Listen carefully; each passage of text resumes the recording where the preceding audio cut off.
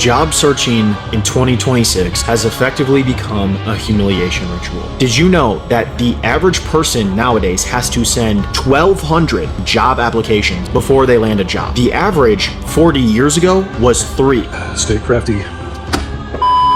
I just wanted my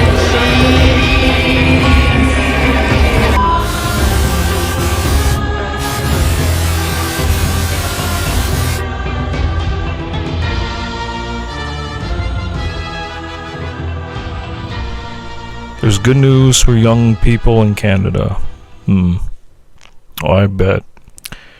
Let's get into this, shall we? Everywhere you look, life is getting harder for young people after a decade of this government. Finding a place to live is harder because home prices, Indeed. rents, and mortgages have doubled. Getting a job is harder because youth unemployment is still double the national average, and even buying groceries is harder because food inflation is up 100% under this Prime Minister's watch. After paying for the basics, there's barely anything. 100% sounds. Nothing at all. How can anybody on that Sounds side right. of the House stand behind a record that has completely failed an entire generation of Canadians? Oh yeah, they failed an entire generation of Canadians, alright. This government has supported Canadians in what undeniably is an uncertain time. They have fought against, Mr. Speaker. Conservatives have stood up time and time again against Canadian families, against Canadian workers, against Canadian children, voting down, Mr. Speaker, things like school food programs, enhancements to EI, work and support for families, early learning and childcare. Mr. Speaker, no matter the solution, all they can do is obstruct and get in the way. Honourable member for Thornhill.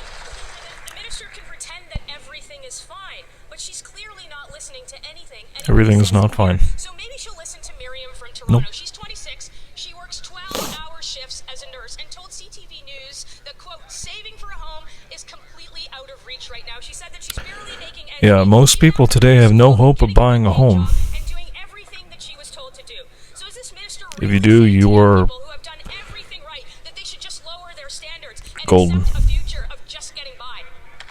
The Honourable Minister. Mr. Speaker, what this government is saying to young people is It's no wonder I have chest pains, because things in this country. seeing the reality Canadian young people are stepping up live firsthand, and I'm seeing this is my future, my country. skills training, Mr. Speaker, I'm Canadian. with provinces I grew up in this country. ensure that as we build big things, they're on the front line in the skilled trades, building bigger, building Okay. better. But you know what, Mr. Speaker, these conservatives will vote again and again and again against the very people they say they help, including young people. You know, in that own riding of Thornhill. Okay, so in summary, we've had 8 years of liberal government controlling things, running our futures into the ground, destroying lives, bringing in migrants to come work for less than what people would normally pay regular Canadians to do these jobs. There's just not enough jobs to be had these days. People are out of work, okay? I cannot find regular employment in my area because it's getting way too difficult. People are getting laid off left and right, and it affects people emotionally, physically, spiritually, and normally I don't like to get on camera and talk about these issues because, quite frankly, it depresses me. I wanted to see a future which things would actually get better, for everybody.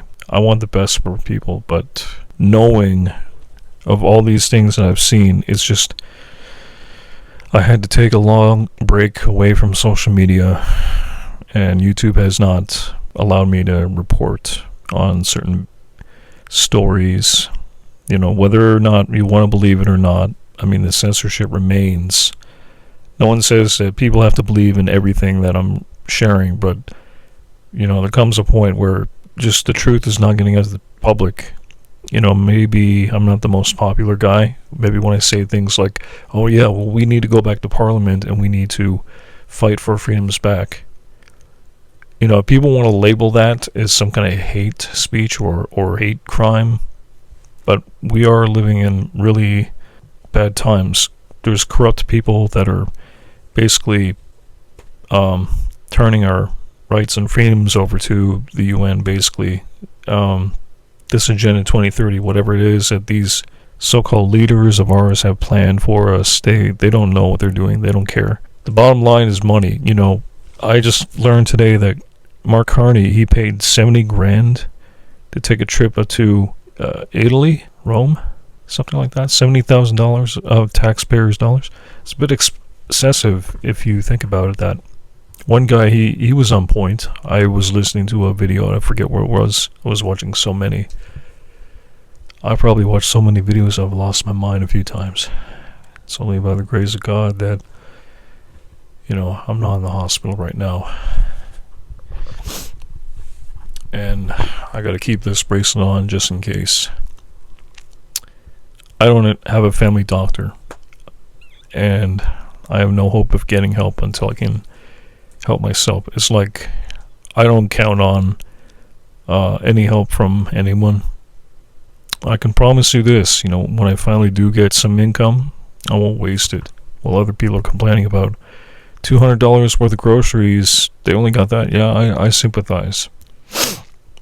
But honestly, you haven't been where I've been. You have not had to survive on $20 a week on food. My rent just increased.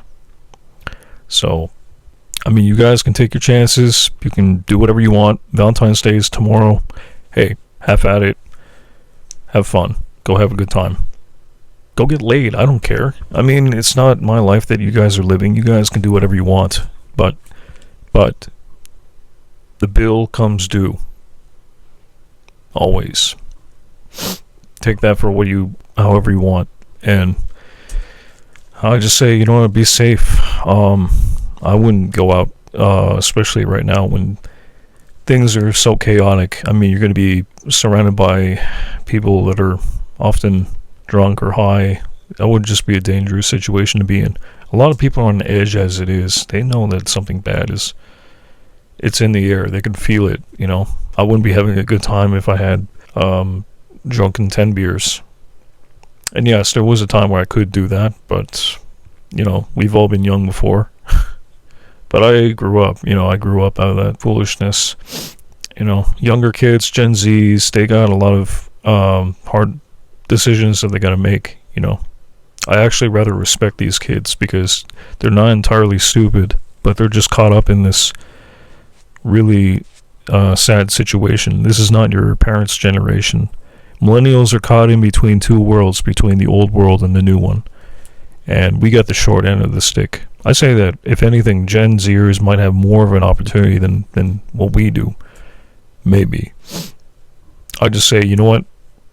Best make friends with some millennials, because some of them, they could become your best friends. They could teach you some things, Not everything new is better.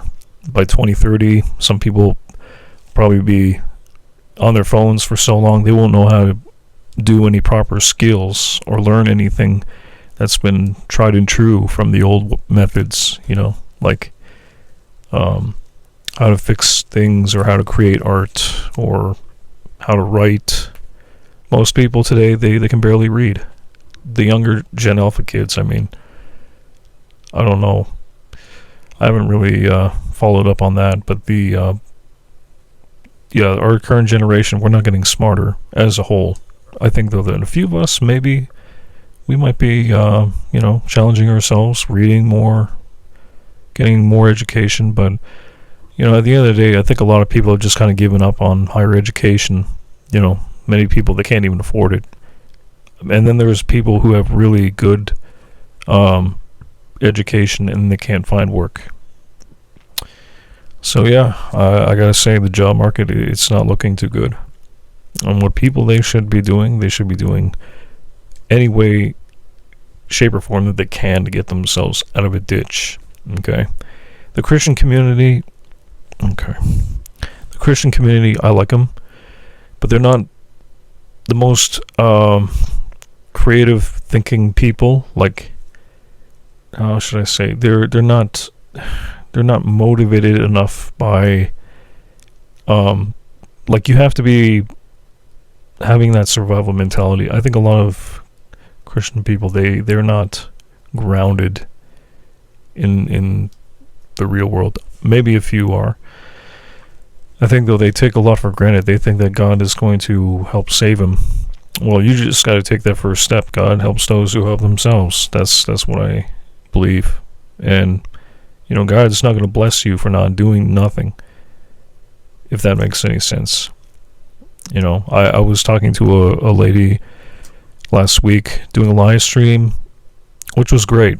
You know, I don't normally get up on camera and talk to strangers. You know, I've done that before, and yeah, I've dealt with my fair share of disappointment and hurt. You know, people that claim to be good, and now I know better. You know, I gotta say, you know, you gotta take care of yourself first. Don't trust people too much. You know, like in this case, people are trusting their government, and look what happens. People, they give up their freedoms too quickly. You know, and now we're in a situation where our parliament right now, they're feuding about the future of Canada, and I don't think many people actually fully understand the damage that's been done already. It can't be undone. It's going to take maybe decades, and I think that was part of the plan. I think for the powers that be, they want to destabilize Canada. They want to destabilize the West so that they can install a brand new UBI world currency, and then people, whether or not they want to be a part of it, they're going to have to make some serious choices. You know, most people are going to want to survive. We'll see what happens. It's too soon. It's too soon to tell. You know, you have choice. You know, these times are really uncertain, and I just say, play it safe. Don't waste your free time and your money out to these places like bars and nightclubs. Any way you slice it, you're never going to find a good woman there or a good guy. Where have all the good men gone? I don't know. If you ask me, I think that some good men, they probably either left the country, have gone back home to taking care of their parents, their aging relatives, going back to work, going back to school, or dead. Yeah. And, you know, I think I'm going to have to talk about this some more in a later video, but, yeah, I see society, the more I look at it through the lens of a screen, you know, I'm pretty ashamed for my generation and this country. Honest to God, I can't find one single person offline that's sensible enough to bring over here so I can get myself set up with a brand new studio. You know, I was going to renovate this place like I did the last time, but that didn't work out too well because I got an eviction for painting the walls. And, you know, you gotta just take care of your business and, you know, the people around you first. Don't take any big risks. If you do decide if you want to get in on a business, stay crafty, save your money, maybe get involved into getting an accountant like I should do. But yeah, just say, you know, take care of yourselves and, you know, stay sharp, stay crafty. I'm out. God bless. Peace. A West Nipissing man is fighting to stay in his tiny shed he built on his property. But as CTV's Eric Tashner reports, the building is not to code, forcing the municipality to act. John Ridge feels the most safe and secure in this 15 by 15 foot shed he built on his property because he suffers from seizures. It's actually more dangerous to have a bigger house. He bought the land in 2022 after a house on it burned down. It has heat, water, and electricity. But problems with the municipality arose in the fall after officials discovered the unit doesn't meet several building code standards, which he has issues with. Part of the problem is you're taking apples and oranges, where you're taking this really small space and trying to compare it to a 2.5-story house with an attic and a basement, and that just really isn't comparable. How is it that our food inflation is double that of the US?